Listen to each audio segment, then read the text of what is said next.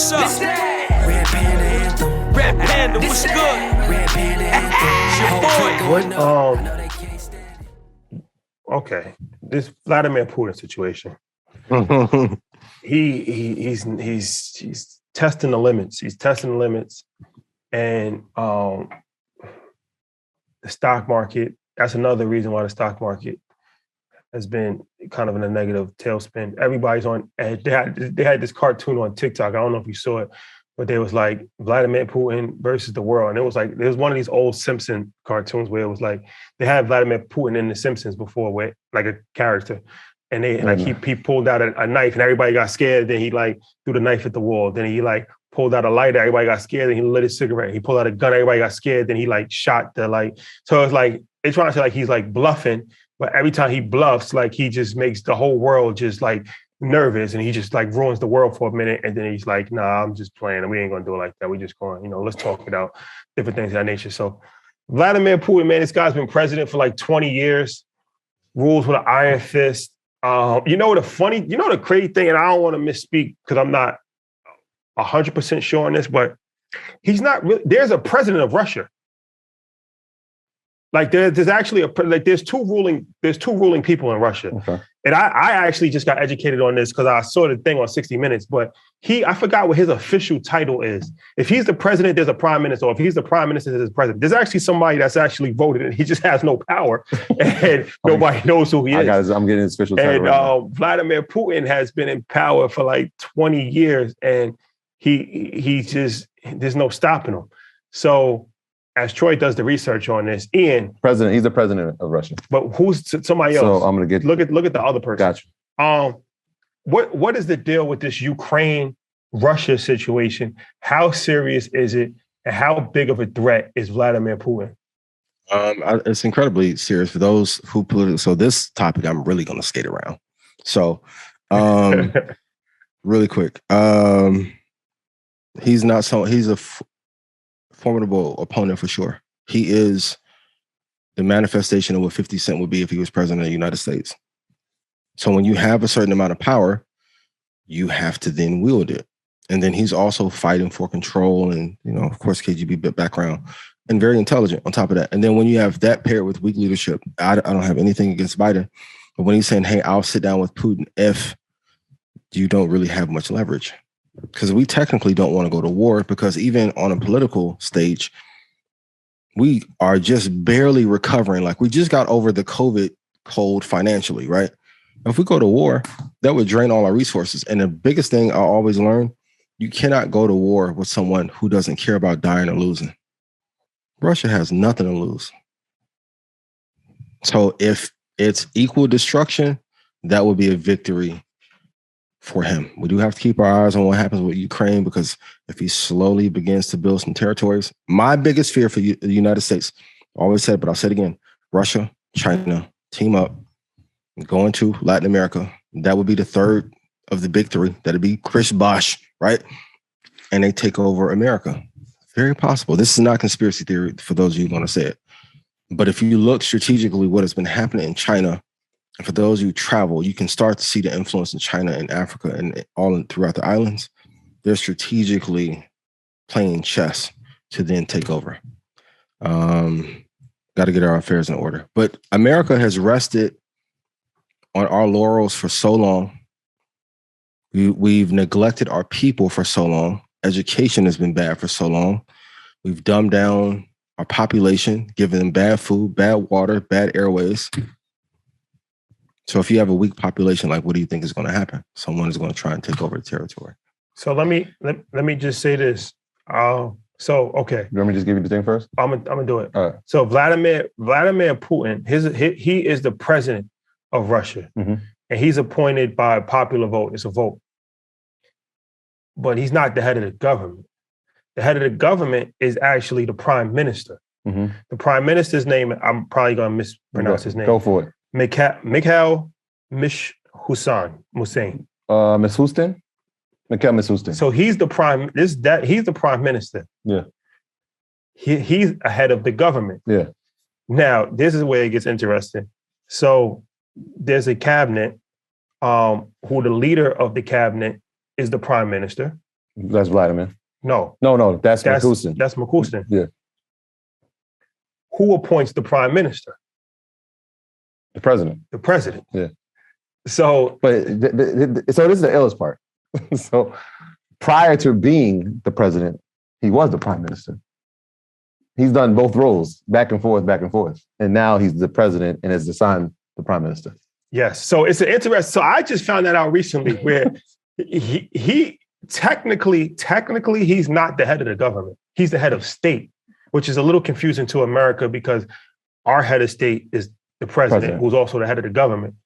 But he is technically not the head of the government. He is the head of the state, but obviously he's the appointer. He's the appointer of the head of the government, right, which makes him the head of the government. Right. Yep. And if he doesn't agree with what he says, then he'll find a new prime minister. Yes. As my dad would say, he who has the goal makes the rules. Going back to my Ozark reference, Kamala is Ruth, Biden is Marty. When you have to go to Mexico and see the family, it's about who is willing to go to war. And for those of you who grew up in the environment, a lot of it comes down to heart, money, and firepower. Who has more? That's it.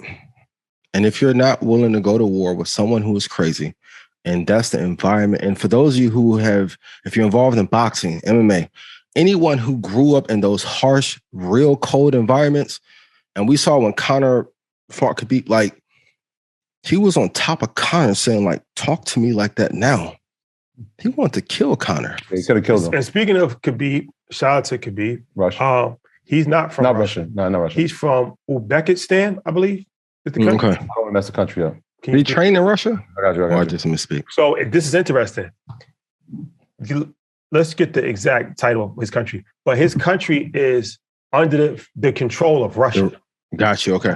So that's what people don't fully understand either, is that during the Soviet Union, all of those countries was under the Russian. Huh? He's Russian. But look, no, but I know the country. I'm just saying his nationality is Russian, but I get the country. But that's what I'm saying. His nationality is really not Russian because he's not from Russia. Same way we're technically not. It's like saying Puerto Rican, their nationality is American. Yeah. Because they're in American territory. Mm-hmm. So his country is a country, but they're not independent. They're under the Russian flag. So during the days of the Soviet Union, there was all of those countries in Eastern Europe was all under the Soviet Union flag. Then when that broke apart, a lot of people thought that every country got its independence in Russia, but that's not true. There's still countries that are not totally independent. This goes back to the Ukraine conversation, because Ukraine is an independent country, but it was once part of the Soviet Union. So now, by their aggression against Ukraine, there's always been a certain level of aggression because they still kind of look at it like they're still under the Russian flag, even though they're Ukraine. Those of you in the black market, if you take over one territory and then now you have those soldiers underneath you. Republic. Yeah, so he's from Dagestan. The Republic of Dagestan. The Republic of Dagestan.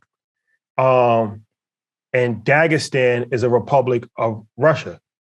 So it's a very complicated situation over there. He's Russian. No, he's not Russian. That's what I'm saying. It's not Russian. I know. They have their own culture, their own religion. They do, but he's a republic inside of a country. But I'm just saying, it's important to know the geographic. Yeah, they got. and know the history of it too. They have their own religion.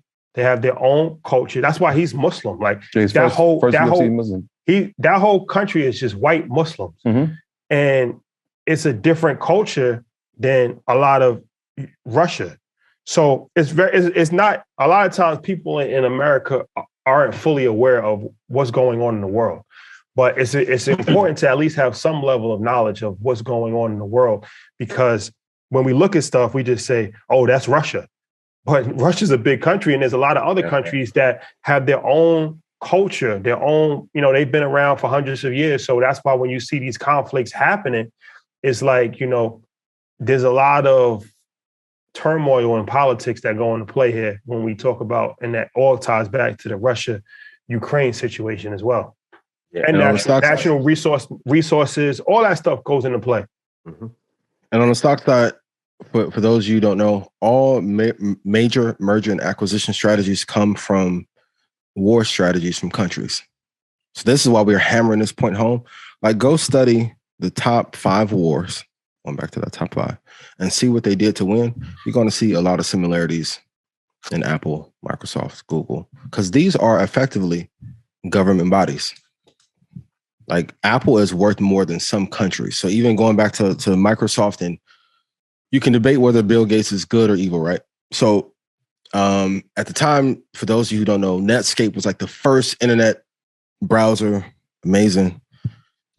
Access to World Wide Web, for those of us who are old enough to remember that was a thing. Microsoft was an old operating system, was not cool. They had Spyglass, a company that made a browser for them. They licensed it from them. And this is a good point. Always get your money up front. So if you get screwed on the back end, you have something there. So they went into a royalty agreement with Spyglass and said, for every person that uses Internet Explorer, you're going to get a royalty. Great. They built the thing. What did they do? They made it free in their operating system and scourged the earth. So they screwed Spyglass, put them out of business, tore apart Netscape, and became bigger. Same with the Jamie Dimon saying, hey, we don't like Bitcoin. But the people with the biggest bag are going to adjust and find a way to be pirates of that. If you go study history, you will be able to see the strategy way ahead of time. And that's why, for those of you that love crypto and you've been in early, when you see people in the mainstream start talking about it and try to act like they're thought leaders, I understand why you guys get pissed, because they're doing this pirate strategy. I get it. Defend your territory at all costs. But if you go study the wars, you will know who the big players are going to be and who's going to emerge victorious. This that Red Panda Anthem. Ian, what's up? This that Red Panda Anthem. Red Panda, what's good?